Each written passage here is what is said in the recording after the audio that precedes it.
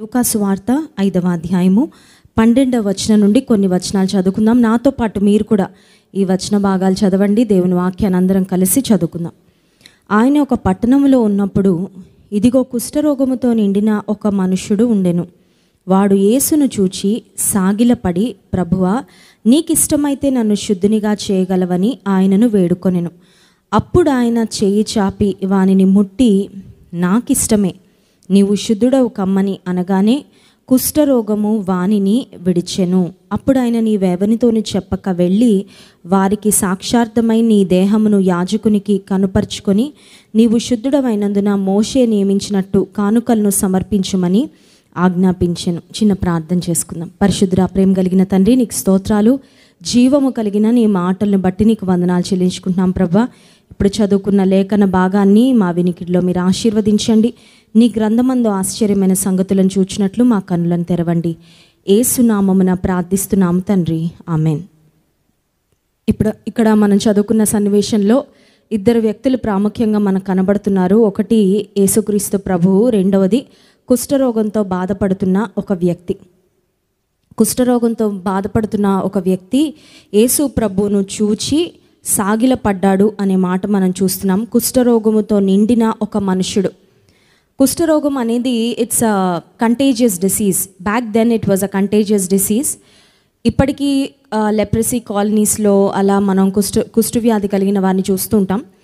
కుష్ఠరోగం గలవారితో ఒకవేళ తక్కువగా మనం వారితో ఇంటరాక్షన్స్ లేకపోతే వారికి మన ఎక్స్పోజర్ తక్కువగా ఉంటే పర్వాలేదు, కానీ ఒక లెంగ్తీ డ్యూరేషన్లో అంటే ఎక్కువ కాల వ్యవధిలో కుష్ఠరోగులతో కలిసి పనిచేస్తున్నప్పుడు కొన్నిసార్లు వారి దేహంలో ఉన్న బ్యాక్టీరియా లేకపోతే వైరస్లు మనకు కూడా సంక్రమించే అవకాశం ఉంటుంది. పాత నిబంధన గ్రంథంలో ప్రాముఖ్యంగా కుష్ఠవ్యాధి గ్రస్తులను పాళెము వెలుపట ఉంచాలి అని దేవుడిచ్చిన ఆజ్ఞ.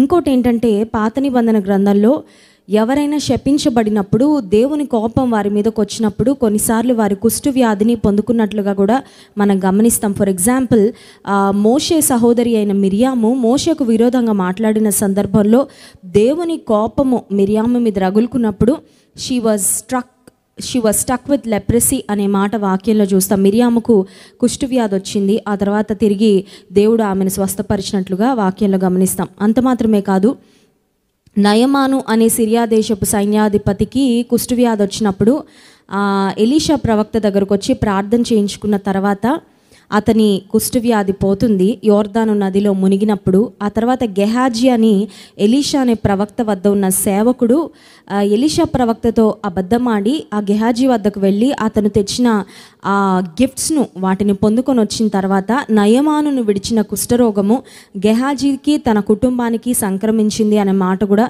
వాక్యంలో మనం గమనిస్తాం. సో కుష్ఠరోగం అనేది నాట్ అట్ ఆల్ ప్లెజెంట్.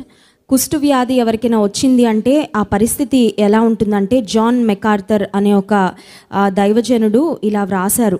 ఆయన రాసిన కామెంటరీలో కుష్ఠవ్యాధి వచ్చిన వారి పరిస్థితి, being a leper was the worse imaginable condition. ఊహించడానికే చాలా భయంకరమైన పరిస్థితి. హారబ్లీ డిస్ఫిగరింగ్. ఎందుకంటే అది శరీరంలో వేదన, వ్యాధి, నొప్పి లేకపోతే ఇబ్బంది అనేది ఒక విషయం అయితే, చూసే వ్యక్తులు కూడా వారిని చూడలేని స్థితిలో, చూడలేని విధంగా వారి ముఖం కానీ వారి చేతులు, వారి కాళ్ళు ఇవన్నీ మారిపోతుంటాయి. సో బయటకు వారి రూపురేఖలు మారిపోతాయి, డిస్ఫిగర్ అయిపోతారు. హారబ్లీ అగ్లీ, చాలా చూడడానికి వికారంగా తయారవుతారు. Pockets worn in to your face and your head.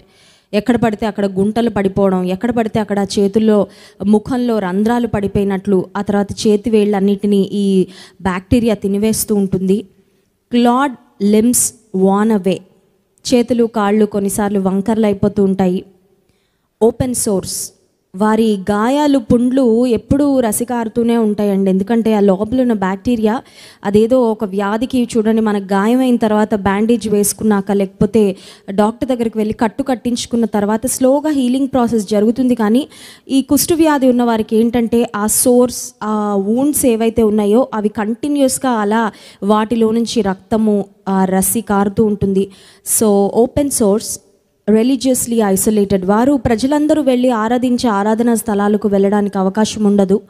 Socially isolated, సమాజంలో కుటుంబంతో కలిసి ఉండడానికి అవకాశం లేదు.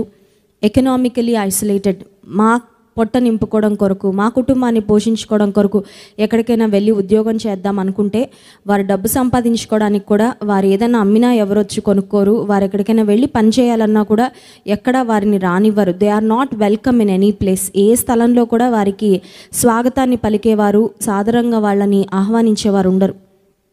నో ఫ్యామిలీ, కుటుంబం ఉన్న కుటుంబీకులు వారిని ఊరు వెలుపట విడిచిపెడతారు. No job, no friends, no worship, no hope. స్నేహితులు లేరు, కుటుంబం లేదు, ఆ తర్వాత ఆరాధన లేదు. ఒక మాటలో చెప్పాలంటే జీవితంలో కూడా నిరీక్షణ లేని బ్రతుకులు అన్నమాట. ఒక్క మాటలో మనం చెప్పుకోవాలనుకుంటే ఒక భయంకరమైన నిస్సహాయ పరిస్థితిలో ఉన్న వ్యక్తి. అతనికి ఉన్న పరిస్థితి ఏంటి అంటే కుష్టు వ్యాధి. He was a leopard. Bible దినాల్లో మనం గమనించినట్లయితే ఎవరైనా కుష్ఠవ్యాధిగ్రస్తులు సమాజంలో మనుషులకు దూరంగా రావడానికి ప్రయత్నం చేస్తుంటే వాళ్ళని, ఒక కుక్కలను ఎలా అయితే మనం చూడండి స్ట్రీట్ డాగ్స్ కొన్నిసార్లు మన మీదకి వస్తున్నా, మన దగ్గర అరవడానికి వస్తున్న రాళ్ళు వేసి వాటిని మన దగ్గర నుంచి మనం పారద్రోలినట్లు, బైబిల్ దినాల్లో ఒకవేళ కుష్ఠవ్యాధిగ్రస్తులు వారిని పెట్టిన స్థలంలో ఉండకుండా ఊరిలోకి వస్తున్నా, తర్వాత సమాజంలో కలవడానికి ప్రయత్నం చేస్తున్నా వారి మీద రాళ్ళు కూడా వేస్తూ ఉండేవారంట. కొంతమంది రాబైస్ అంటే ధర్మశాస్త్రాన్ని బోధించే బోధకులు ఎవరైతే ఉంటారో వారైతే కుష్ఠవ్యాధిగ్రస్తులు ఏదైనా ఒక ప్రాంతంలో, ఒక రోడ్లో, ఆ వీధి చివర వాళ్ళు ఉన్నారని తెలిసినా ఆ వీధిలో ఏదైనా వస్తువులు అమ్మినా వాటిని కూడా కొనుక్కోవడానికి ఇష్టపడేవారంట. అంటే అంత పరిశుభ్రంగా ఉండాలి, వారు అంత అపవిత్రులు అనేది వారి భావన అనమాట. సో ఒక మాటలో చెప్పాలంటే ఒక ఐసోలేటెడ్ లైఫ్, ఒక చీదరించుకోబడిన జీవితము, ఒక నీచంగా చూడబడిన జీవితం. They were look down by every one around them. వారి చుట్టూ ఉన్న వారందరూ వారిని చాలా నీచంగా చూస్తూ ఉండేవారు. అలాంటి స్థితిలో ఉన్న ఒక కుష్ఠవ్యాధిగ్రస్తుని పట్ల యేసు ప్రభు ఎలా వ్యవహరించారో ఈ వాక్య భాగంలో మనం గమనిస్తున్నాం. చూడండి, లూకాసు వార్త 5వ అధ్యాయము 12వ వచనం. ఆయన ఒక పట్టణంలో ఉన్నప్పుడు ఇదిగో కుష్ఠ రోగముతో నిండిన ఒక మనుష్యుడుండెను. వాడు యేసును చూచి సాగిలపడి, ప్రభువా నీకిష్టమైతే నన్ను శుద్ధునిగా చేయగలవని ఆయనను వేడుకుంది. I think this is a very beautiful prayer from a leper. Hopeless కండిషన్లో ఉన్న ఒక కుష్ఠవ్యాధిగ్రస్తుడు చేస్తున్న ఒక అందమైన ప్రార్థన. ఎందుకు ఇది బ్యూటిఫుల్ ప్రేయర్ అని నేను అంటున్నానంటే, కొన్నిసార్లు చూడండి మనం చేసే ప్రార్థనలో నాకు ఇది కావాలి, నాకు ఇది ఇవ్వు, నాకు ఇది అవసరం, నాకు ఇది అత్యవసరం, this is an emergency for me అన్నట్టు కొన్నిసార్లు ప్రార్థన చేస్తుంటాం. కొన్నిసార్లు డిమాండ్ చేస్తూ ప్రార్థన చేస్తుంటాం. కొన్నిసార్లు దేవుణ్ణి కమాండ్ చేసినట్టు ప్రార్థన చేస్తుంటాం. కొన్నిసార్లు కృతజ్ఞతాపూర్వకంగా మీ విన్నపములు దేవునికి తెలియచేయడి అని వాక్యంలో వ్రాయబడినట్లుగా కృతజ్ఞత ఏమి ఉండదు, కానీ డైరెక్ట్ అడగడమే ఉంటుంది కొన్నిసార్లు. కానీ ఈ వ్యక్తి యేసుక్రీస్తు ప్రభువును వేడుకుంటున్నాడు. నీకు ఇష్టమైతే, lord if you wish, if you will, నీకు ఇష్టమైతే నన్ను శుద్ధునిగా చేయగలవని ఆయనను వేడుకొని. ఈ వ్యక్తి ఫస్ట్ అనుకున్నాడు, మనుషులందరూ నన్ను చీదరించుకున్నారు, మనుషులెవరూ నన్ను దగ్గరికి రానియడం లేదు, అయితే నాకు తెలుసు యేసే దగ్గరికి వెళ్తే మాత్రం నన్ను ఆయన దూరం పెట్టడు, యేసు ప్రభు దగ్గరికి వెళ్తే మాత్రం నువ్వు నాకు దూరంగా వెళ్ళిపో అని నన్ను చీదరించుకోడు. ఐ నో యేసు ప్రభు దగ్గర నాకు ఒక నిరీక్షణ ఉంది. I have a hope. యేసు ప్రభు దగ్గరకు వెళ్తే నా బ్రతుకులో నా పరిస్థితి మారుతుంది, నా స్థితిగతులు మారుతాయి అని ఒక నిరీక్షణ కలిగి యేసు ప్రభుకి, ఐ డోంట్ థింక్ యేసు ప్రభుకి అంత దగ్గరగా ఏం వచ్చిండడండి. ఎందుకంటే అప్పటి వరకు అతనికి తన జీవితంలో ఎదురైన సన్నివేశాలు ఏవి అంత ప్లెజెంట్గా ఉండుండవు.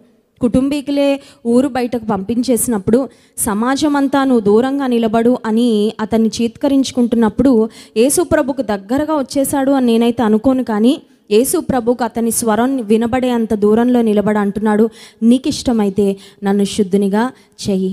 మనం కూడా చేసే ప్రార్థనలో, దేవా నీకు ఇష్టమైతే అంటే ఇంకో మాటలో చెప్పాలంటే, if it is your will, నీ చిత్తమైతే, నాకైతే ఈ ఆశ ఉందయ్యా, నాకైతే అవసరత ఉంది, నాకైతే కష్టం ఉంది, నేనైతే ఈ పరిస్థితిలో ఉన్నా, నాకైతే ఈ ఇబ్బంది ఉంది, నీకు ఇష్టమైతే నాకు సహాయం చేయి. If it is your will, if you like it, నీకు ఇష్టమైతే చేయి, నీకు ఇష్టం లేకపోతే వద్దయ్యా, నీకు ఇష్టమైతే నా విషయంలో నువ్వు కార్యం చేయి. ఈ వ్యక్తి ఎప్పుడైతే యేసు ప్రభువును చూచి సాగిలపడి ఈ ప్రార్థన చేశాడో, వేడుకున్నాడో, అప్పుడు ఆయన చెయ్యి చాపి వానిని ముట్టి. Look at the kind gesture of Jesus Christ. యేసు ప్రభువు సమాధిలో పెట్టబడిన లాజరును వెళ్ళి ముట్టుకోలేదండి. మనకు తెలుసది. మరియా, మార్తా, లాజరు అనే ఒక 3 సిబ్లింగ్స్ ఉంటారు బేతనీ అనే ప్రాంతంలో. వారి తమ్ముడు, మరియా మార్తల యొక్క తమ్ముడు చనిపోయినప్పుడు అతను ప్రేత వస్త్రాలతో చుట్టబడి సమాధిలో పెట్టబడతాడు. అప్పటికే దేహం కుళ్ళిపోయిన కుళ్ళు వాసన వస్తుంది. సమాధి మీద ఉన్న రాయి మాత్రం దొర్లించమని యేసయ్య చెప్తారు. చెప్పిన తర్వాత లాజరు బయటకు రా, లాజరస్ గెటప్ అని అనగానే లాజరు లేచి ఆ సమాధిలో నుండి బయటకు వస్తే ఆ చుట్టబడిన ప్రేత వస్త్రాలు అన్నీ తీశారు అని వాక్యంలో మనం గమనిస్తున్నాం. లాజరును ముట్టుకోలేదు, కేవలం వాక్యే. చాలామంది యేసు ప్రభు వద్దకు స్వస్థతకు వచ్చినప్పుడు, ఫర్ ఎగ్జాంపుల్ ఒక వ్యక్తిని 4 ఫ్రెండ్స్ మోసుకొని వచ్చారండి. ఒక పారాలిటిక్ పర్సన్, పెరాలిసిస్తో, పక్షవాయువుతో బాధపడుతున్న వ్యక్తిని 4 స్నేహితులు మోసుకొని వచ్చి యేసు ప్రభు ఉన్న ఇంటి నిండా జనాలు ఉన్నారంటే ఆ ఇంటి పైన పెంకులన్నీ విప్పి జాగ్రత్తగా దింపినప్పుడు యేసు ప్రభు అతన్ని ముట్టాడు అని వ్రాయబడలేదు. కానీ యేసయ్య అన్నారు, లేచి నీ పరుపెత్తుకొని నడు, గెటప్, రైజ్ అప్. సో అన్ని సందర్భాల్లో యేసు ప్రభు తన స్పర్శ ద్వారానే స్వస్థత చేశారు అని వాక్యంలో లేదు. అసలు ఈ కుష్ఠవ్యాధి గ్రస్తుడు చూడ్డానికే చాలా భయంకరమైన స్థితిలో ఉన్నాడు. అతన్ని పట్టుకోవడానికి కూడా ఎవరు ఇష్టపడరు. ఎందుకంటే అతని కుష్ఠవ్యాధి వచ్చి ఎన్ని నెలలైందో, ఎన్ని సంవత్సరాలు అయిందో తెలియదు. కానీ he is away from his family. అతను వస్త్రాలు, ఎలాంటి వస్త్రాలు వేసుకున్నాడో తెలీదు. అతని దగ్గర ఎలాంటి వాసన వస్తుందో తెలీదు. అతని గాయాల నుండి ఎలాంటి పస్ కారుతుందో మనకు తెలీదు. నిజానికి చెప్పాలంటే అతనితో మాట్లాడడానికి కూడా ఎవరు ఇష్టపడే స్థితిలో లేరు. యేసు ప్రభు జస్ట్ మాటలతో శుద్ధుడవు కమ్ము అని అనొచ్చండి. బీ క్లీన్, బీ హీల్డ్ అని యేసు ప్రభు చెప్పచ్చు. కానీ యేసు ప్రభువే స్వయాన వచ్చి ఆ వ్యక్తిని ముట్టుకున్నారు అనే మాట. అప్పుడు ఆయన చేయి చాపి వానిని ముట్టి. ఈ విషయం చదివినప్పుడు మనకు ఒక మాట అర్థం అవ్వాలి. అదేంటంటే ఈ ప్రపంచంలో ఎంత నీచమైన స్థితిలో ఉన్న వ్యక్తినైనా ఒకవేళ అందరూ చీదరించుకుంటారేమో కానీ నా యేసయ్య మాత్రం చీదరించుకోడు. Hallelujah. Jesus can accept anyone. కొన్నిసార్లు చూడండి, మనకి ఎవరైనా అపకారం చేస్తే వీళ్ళని మాత్రం జీవితంలో క్షమించను, వీళ్ళని మాత్రం ఇంకా నేను ప్రేమించను, వీళ్ళని మాత్రం ఇంకా నా జీవితంలో యాక్సెప్ట్ చేయనని కొన్నిసార్లు మనం మనసులో రాసి పెట్టేసుకుంటాం. కానీ యేసు ప్రభువు ఈ లోకంలో చీదరించుకొనే భయంకరమైన స్థితిలో ఉన్న వ్యక్తులు అంటూ ఎవరు ఉండరు అనడానికి ఇక్కడ కుష్ఠవ్యాధి గ్రస్తుని యేసు ప్రభు చెయ్యి చాపి ముట్టకపోయినా ఆయన మాట పలికితే చాలు బాగుపడతాడు. అంత దూరంలో నిలబడి, ఫర్ ఎగ్జాంపుల్ యేసుక్రీస్తు ప్రభు కొంతమందితో మాట్లాడినట్లుగా నోటితో అలా ఒక మాట చెప్పి బాగు చేయొచ్చు, కానీ చెయ్యి చాపి ముట్టాడు. నేను అనుకుంటాను యేసు ప్రభు చెయ్యి చాపడానికి వస్తున్నప్పుడే ఈ వ్యక్తి కంటి నుండి జలజల నీళ్లు గారు ఉంటాయి. ఎందుకంటే అసలు ఇంకొక వ్యక్తి అంటూ నన్ను ముట్టుకొని నాకు చాలా రోజులు అయింది. చాలాసార్లు శాస్త్రవేత్తలు ఒక మాట చెప్తుంటారు. అదేంటంటే ఒక టచ్కి చాలా పవర్ ఉంటుందంటండి. తల్లిదండ్రులు కూడా పిల్లల్ని దగ్గరికి తీసుకోవాలంట. కొన్నిసార్లు పిల్లలు ఎదుగుతూ ఉన్నప్పుడు తల్లిదండ్రులు పిల్లలతో జస్ట్ మాట్లాడడం వరకు పరిమితం అయిపోతూ ఉంటుంది. కానీ పిల్లలతో మరి దగ్గరికి వాళ్ళని తీసుకోవడం, లేకపోతే ఒళ్ళో కూర్చోబెట్టుకోవడం, వాళ్ళ పక్కన కూర్చోబెట్టుకోవడం, వాళ్ళ భుజం మీద చేయి వేయడం, వాళ్ళ తల నిమరడమో, లేకపోతే చిన్న చిన్న జెస్చర్స్. చాలాసార్లు పేరెంట్స్ పిల్లలు పెరిగిపోతూ ఉంటే వాళ్ళని అలా మాట్లాడడం వరకు రిలేషన్షిప్ ఉంటుంది. వంటలు వండి టేబుల్ మీద పెడతారు, ఇట్లాంటివి చేస్తూ ఉంటారు. కానీ పిల్లలతో ఒక పర్సనల్ టచ్, ఒక స్పర్శ అనేది లేకపోతే కొన్నిసార్లు మనసులో పిల్లలకి తల్లిదండ్రులకు మధ్యలో ఒక రకమైన ఎడబాటు వచ్చేస్తుందండి. ఇంకోటి కూడా గమనించండి, కొన్ని దేశాల్లో పిల్లల్ని క్రిబ్స్లో వేసేస్తూ ఉంటారండి. ఫారిన్ కంట్రీస్లో ఎలా అంటే నెలల బిడ్డ అయినా ఆ తల్లి పక్కన పడుకోరు, వాళ్ళని సెపరేట్ బెడ్లో వేస్తారనమాట. ఎందుకంటే పిల్లలకు చిన్నప్పటి నుంచే అలా అలవాటు చేస్తారు. అలాంటి పరిస్థితిలో కొన్నిసార్లు పిల్లలకి ఏదైనా వ్యాధులు వచ్చినా, ఏదైనా రోగాలు వచ్చినా వాళ్ళకి బాగుపడడానికి ట్రీట్మెంట్ అంతా చేయాలి. కానీ కొంతమందిని మనం చూస్తుంటాం రైల్వే స్టేషన్స్లో, తర్వాత బస్ స్టాండ్ల్లో. అంటే ఇప్పుడు కరోనా వల్ల ఎక్కువ మనం బయటికి వెళ్ళడం లేదు, కానీ కొంతమంది అడుక్కునే వాళ్ళు, అట్లా భిక్షాటన చేసే వాళ్ళు ఉంటారు. వాళ్ళ పిల్లల్ని ఒక సంచికి కట్టేసుకుంటారు. అంటే అమ్మ బిడ్డ ఎలా అంటే చూడండి, కొన్నిసార్లు కోతులు మనం చూస్తుంటాం, తల్లి దగ్గర పిల్ల ఇలా అతుక్కొని ఉంటుంది. సో ఈ తల్లి బిడ్డని ఇంకా ఆవిడ బాడీలో భాగం అన్నట్టు కట్టేసుకుంటుంది ఒక క్లాత్కి. ఆ బిడ్డలకి ఏ రోగాలు వచ్చినట్టు మనకు కనబడవు. మరి జలుబులు దగ్గులు ఏమైనా వస్తాయో రావో తెలియదు, కానీ ఆ తల్లి యొక్క స్పర్శలోనే ఆ బిడ్డకి ఒక వామ్త్, ఆ బిడ్డకు ఆరోగ్యం. తల్లి యొక్క స్పర్శలో బిడ్డకి ఆరోగ్యం. ఆ మనిషి కుష్ఠవ్యాధిగ్రస్తుడు అప్పటికి తన భార్య, తన పిల్లలు ఒకవేళ ఉంటే తన తల్లిదండ్రులు, తన స్నేహితులు అందరి స్పర్శను కోల్పోయాడు. Nobody dare to come near to him, nobody dare to touch him. ఎవ్వరు అతని దగ్గరకు వచ్చి ఇలా ఒక్కసారి ముట్టుకోవడానికి కూడా ఇష్టపడి ఉండరు. బహుశా కుటుంబీకులు ఎవరైనా వస్తే అలా దూరంగా ఉన్నప్పుడే ఒక ప్యాకెట్లో ఫుడ్ తీసుకొచ్చి అలా పెట్టేసి వెళ్ళిపోతుంటారు. ఆయన వీళ్ళందరూ వెళ్ళిపోయాక నెమ్మదిగా వచ్చి ఆ ప్యాకెట్ తీసుకొని వెళ్తుంటాడేమో బహుశా ఆహారాన్ని కానీ లేకపోతే వస్త్రాలని కానీ. Nobody dare to come near him, nobody bother to touch him. ఎందుకంటే కుష్ఠవ్యాధిగ్రస్తుని ముడితే మేము అపవిత్రం అయిపోతాం, మాకు కుష్ఠవ్యాధి వస్తుంది, మళ్ళీ ఆ స్థితి ఆ గతి మాకు కూడా పడుతుందని ఎవరు అతను ముట్టడానికి ఇష్టపడలేదు. కానీ యేసు ప్రభు ఆన్ పర్పస్, కావాలని ఉద్దేశపూర్వకంగానే మాటతో స్వస్థపరచగలడు. కానీ ఆయన స్పర్శను కూడా ఇచ్చాడు. నేను అనుకుంటాను ఆ వ్యక్తికి ఆ సమయంలోనే కళ్ళ నుండి నీళ్లు కారిపోయి ఉంటాయి. ఎందుకంటే ఈ స్పర్శ, ఈ మానవ స్పర్శ నేను ఎంతో కాలం నుండి కోల్పోయాను. ఎవరు నన్ను ముట్టుకున్నవారు లేరు, మానవ స్పర్శ నాకు లేదు. ఏదో ఒక మెషిన్ లాగా నేను బ్రతుకుతున్నాను ఇక్కడ ఈ భయంకరమైన ప్రాంతంలో. I'm all alone, I'm deserted, నిరాదరణకరమైన పరిస్థితిలో ఉన్నాను. యేసు ప్రభు చెప్పిన మాట ఏంటంటే 13వ వచనం, అప్పుడు ఆయన చేయి చాపి వానిని ముట్టి నాకిష్టమే, నీవు శుద్ధుడవు కమ్మని అనగానే కుష్ఠరోగము వానిని విడిచెను. నాకు ఇష్టమే, I want you to be healed. నువ్వు బాగుపడాలని నేను కోరుకుంటున్నానయ్యా, నిన్ను ముట్టుకుంటాను కూడా, రా, come I will touch you. నిన్ను ముట్టుకుంటే నీ అపవిత్రత నాకు అంటదు, ఎందుకంటే నేను పరిశుద్ధుడను, నేను పవిత్రుడను. నిన్ను ముట్టుకోవడం వల్ల నాకేం తగ్గిపోదు, నాకేం కష్టం రాదు. నిన్ను ముట్టుకుంటాను, నిన్ను బాగు చేస్తాను, నీ బ్రతుకును బాగు చేస్తాను. ఈ రాత్రికాల సమయంలో ఒకవేళ మీరు అనుకోవచ్చు, ఈ రోజుల్లో కుష్ఠవ్యాధి ఎవరికి ఉందండి? ఈ రోజుల్లో కుష్ఠవ్యాధితో బాధపడుతున్న వారు ఎవరు? ఈ సంఘటనను మనం ఎలా అప్లై చేసుకోగలం? ఈ 2021 సంవత్సరంలో బ్రతుకుతున్న మనకు ఈ వాక్య భాగం ఎలా అన్వయించుకోవచ్చు అని ఆలోచిస్తే, ప్రతి మనిషి హృదయంలో పాపము అనే కుష్ఠరోగం ఉందండి. పాపము అనే కుష్ఠరోగము. ఒకవేళ ఈ కుష్ఠరోగం వలన మనుషులకి మాత్రమే దూరంగా బ్రతికేవారేమో కుష్ఠవ్యాధిగ్రస్తులు. పాపపు కుష్ఠు వల్ల మనం దేవునికి దూరం అయిపోయాం. సమాజంలో బాగానే బ్రతుకుతున్నాం, కానీ పాపపు కుష్ఠు, పాపము అనే వ్యాధి ప్రతి మనిషి హృదయానికి ఉందంట. ఈ పాపం అనే వ్యాధి వలన దేవునికి మనం దూరం అయిపోయాము. దేవుని నిత్యరాజ్యానికి మనం ఎవరం వారసులం కాకుండా ఈ పాపం అనే వ్యాధి మనల్ని డ్యామేజ్ చేస్తూ ఉంటే, చూడండి, పాపపు బంధకాల్లో ఉన్న ఏ వ్యక్తి అయినా రోజు రోజుకి బెటర్ అవ్వడు, కానీ రోజు రోజుకి వర్స్ట్ అయిపోతుంటాడు. యేసయ్య దగ్గరకు వచ్చిన తర్వాత మనం రోజు రోజుకి బెటర్ అవుతాం, మనకు తెలుసు. చాలామంది మీలో ఇస్తున్న సాక్ష్యం ఏంటంటే, ఈ లాక్డౌన్ వచ్చిన దగ్గర నుంచి 2 సంవత్సరాల్లో రోజు రోజుకి నేను ఇలా ఎదుగుతున్నానండి. I'm growing, I'm learning, I'm rejoicing. దేవునిలో ఒక్కొక్క మెట్టు ఎక్కుతున్నాను, దేవునిలో ఒక్కొక్క మెట్టు ఎదుగుతున్నాను. నా జీవితంలో నాకే తెలుస్తున్నాయండి చాలా మార్పులని నేను చెప్పగలను. మీలో కూడా చాలామంది అదే సాక్ష్యం చెప్తున్నారు. దేవునికి స్తోత్రం. సో దేవునిలోకి మనం వచ్చాక మన జీవితం ఒక్కొక్క మెట్టు ఎక్కుతూ ఉంటుంది, పైకి వెళ్తూ ఉంటాం. ఆత్మీయ విలువలలో, ఆత్మీయమైన ప్రమాణాలలో, ఆత్మీయమైన అనుభవాలలో క్రీస్తు యొక్క రూపంలోకి ప్రతిరోజు ఎదుగుతాము. కానీ పాపంలో ఉండే ఏ వ్యక్తి అయినా రోజు రోజుకి ఒక్కొక్క మెట్టు దిగిపోతుంటాడు. అది దిగజారే అనుభవం అనమాట. It is like stepping down day by day. రోజు రోజుకి పాపంలో ఇంకా మునిగిపోతుంటారు. అందుకనే బైబిల్ గ్రంథంలో పాపపు ఊబి అనే మాట వ్రాయబడింది. ఊబిలో చిక్కుకున్న వ్యక్తి ఒక కాలు తీస్తుంటే ఇంకో కాలు వెళ్ళిపోతుంటుందండి లోపలికి. బురద గుంటలో, ఒక మైరీ క్లేలో ఎవరైనా వ్యక్తి స్టక్ అయితే ఒక కాలు తీసుకుంటే ఇంకొక కాలు వెళ్ళిపోతుంటుంది. ఇంక అందులో స్ట్రగుల్ అవ్వడం తప్ప బయటకు రావడం అనేది అవకాశము ఉండదు.